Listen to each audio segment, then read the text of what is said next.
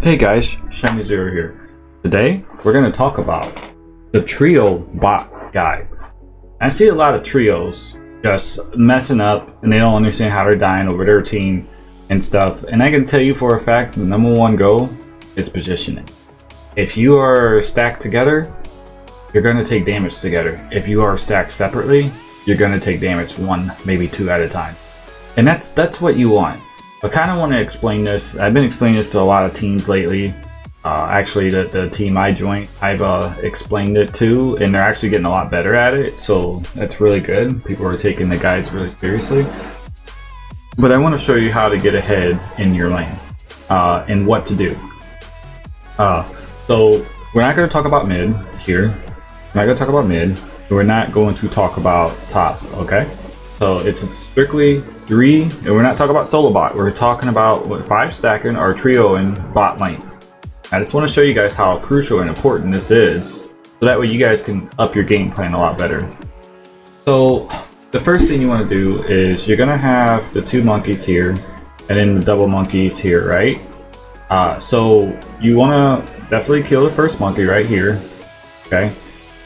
You can either one tap the second monkey and he will be about right here and get him for later, or you can kill the second monkey as well. It's a preference. It's not like you have to do it, but I would highly recommend you skip these 2 monkeys.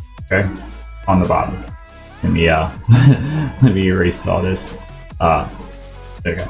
I would highly recommend you skip these 2 monkeys right here. Okay, so that's really important. So when, let's say you're running Pikachu, Eldegoss, Wigglytuff, right? When you get past here, your Pikachu should be in this position behind this wall, okay? He should never be above the wall, okay? Because for one, he's in the little crouched area, very vulnerable to easy hit target and stuff like that. For two, you don't have much room up here. So if you're stacking with 2 of your teammates, all 3 of you are going to be like right next to each other, right? Whereas you can avoid that. You can separately. You can avoid that. So hold on a sec, guys. I'm still getting used to this one. So what you want to do is you want to put a guy. Hold on, guys. You want to put a guy up here. Okay.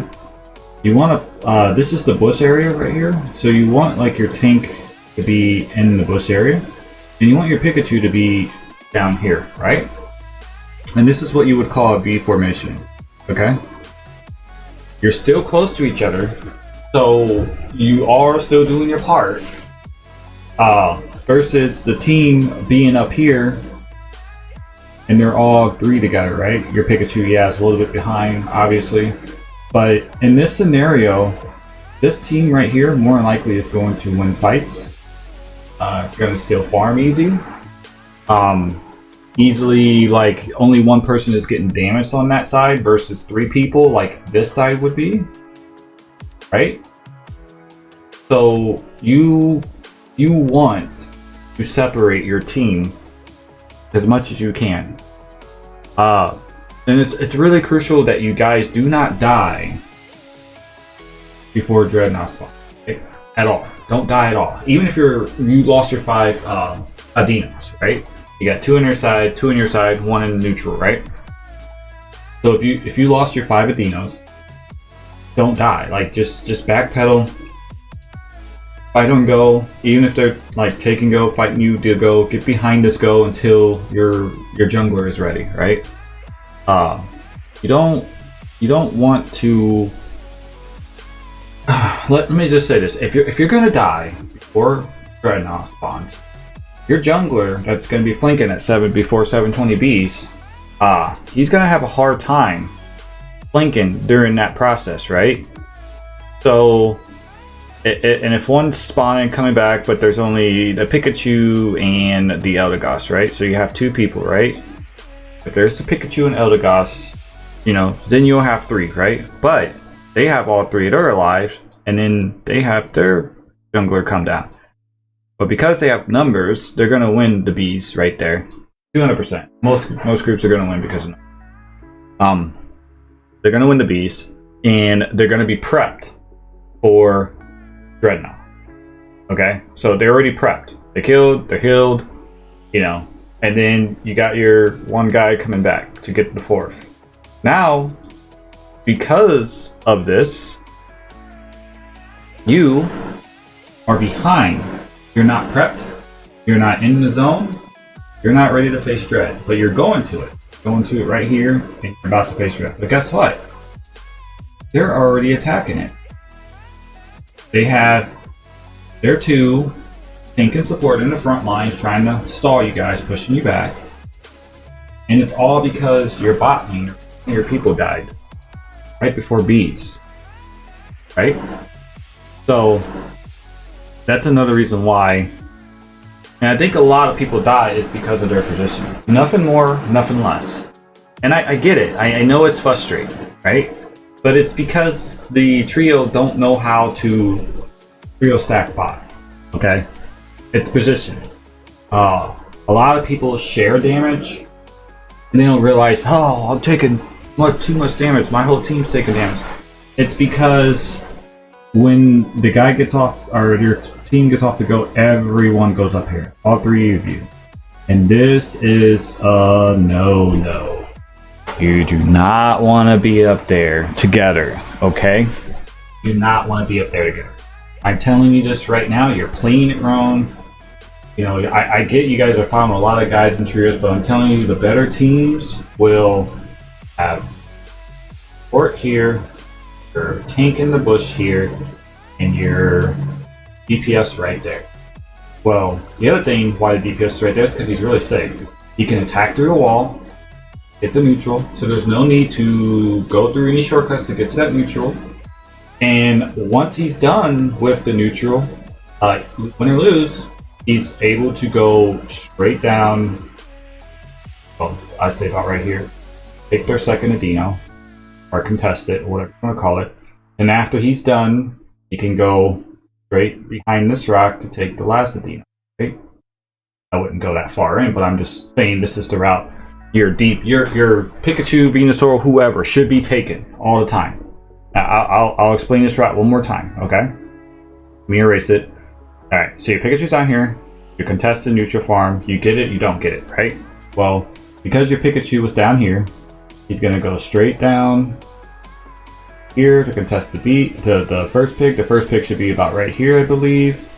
Always stay max range, so I say he should be right there to be able to contest it. Once he kills or doesn't kill it, then he's going to take this route behind here and contest this one right there.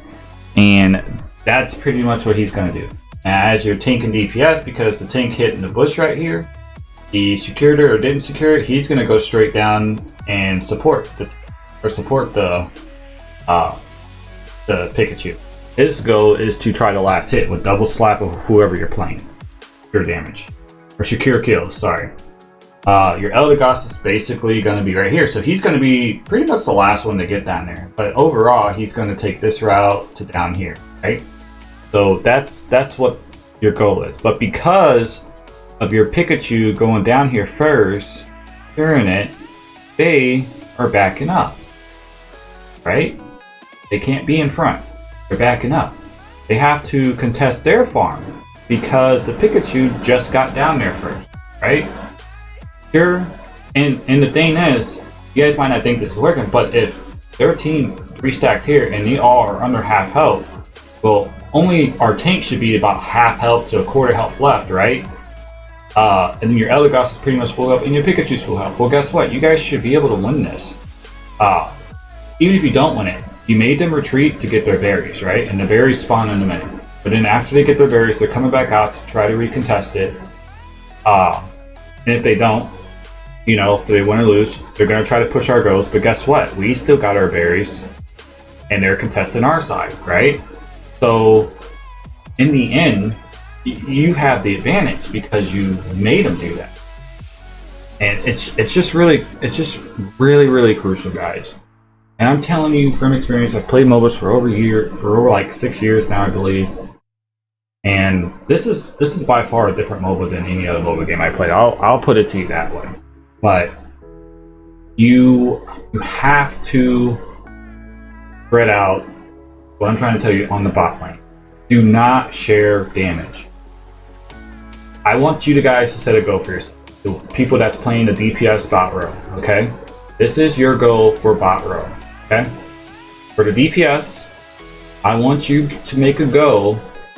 Don't worry about how much damage you're doing. I want you to worry about how much damage you took. I want you to look at the percentage of the damage, okay? So, if you are above 15% damage, right? You're playing your character wrong and bad. You're taking too much damage, you're in the fights close up for no reason at all. You're a ranged DPS for a reason, okay? So, I want you to try to get in between the 5% to 12% damage taken.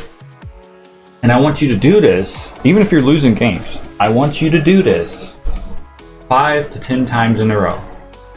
After that, you're gonna have it down in the muscle memory of, hey, this is what I should be doing. And I guarantee you, the lesser the damage you take, the more damage you're doing. So instead of worried about the DPS you're doing, worry about what you're taking. Because you should not be taking 20% damage a match as a ranged DPS. It means you're dying a lot. It means you're in the front a lot. What if you're tanking and support? If you're tanking support dies, you should be ranged enough to retreat. Now I know certain circumstances like a Zarya can wild charge you and stuff. I get it. But in most scenarios, you should have an escape route as a DPS. Okay? You don't have, most of the DPS in this game, ranged DPS, don't have mobility.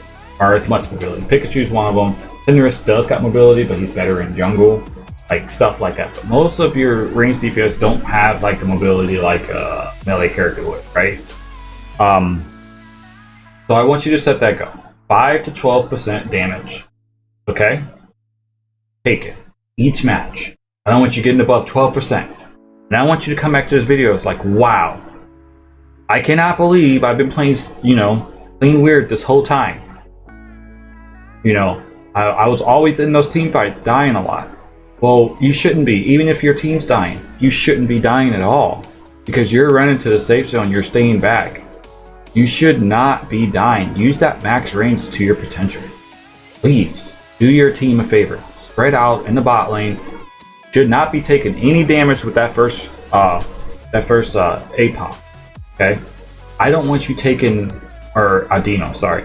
I don't want you taking any damage until you get to the second one. And even then, you should be taking very little damage at all. And then the third one, you shouldn't even be below half health during this point. Okay? That's going to give you the advantage. When you see teams stacking together, you'll know that they do not know how to play bot lane. If you look at all the pro high gamers like TGV, Team Shiny, they spread out in the bot lane.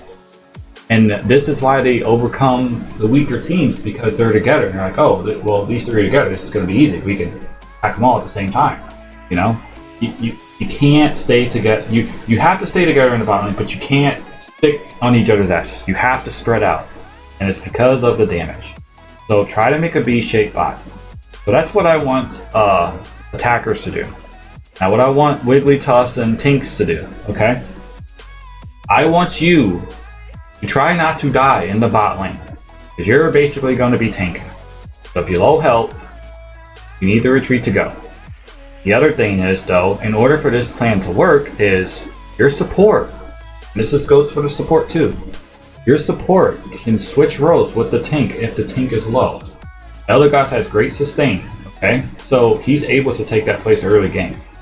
So if you're under half health as a tank, I want you to call out, or even Eldegoss, you need to pay attention to your tank's health, to take the front lines and tell the Wiggly to get back, which you guys will switch. Wiggly will go and heal, or Wiggly will stay down here, stay with the Eldegoss until the Eldegoss can heal him a couple times, to keep the sustain up.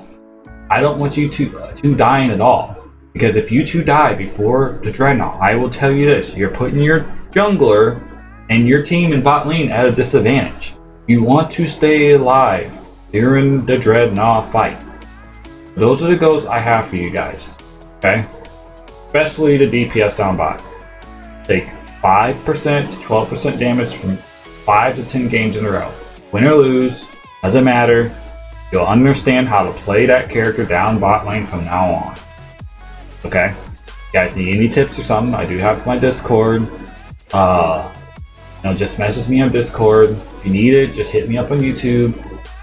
I'm just trying to get you guys to be a better player down bot, and this is going to get you ahead against most of the teams because bot lane is the most important.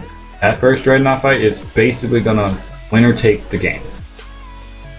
You just have to play like that. I hope you guys like this video. Sorry for ranting much. Catch you in the next video.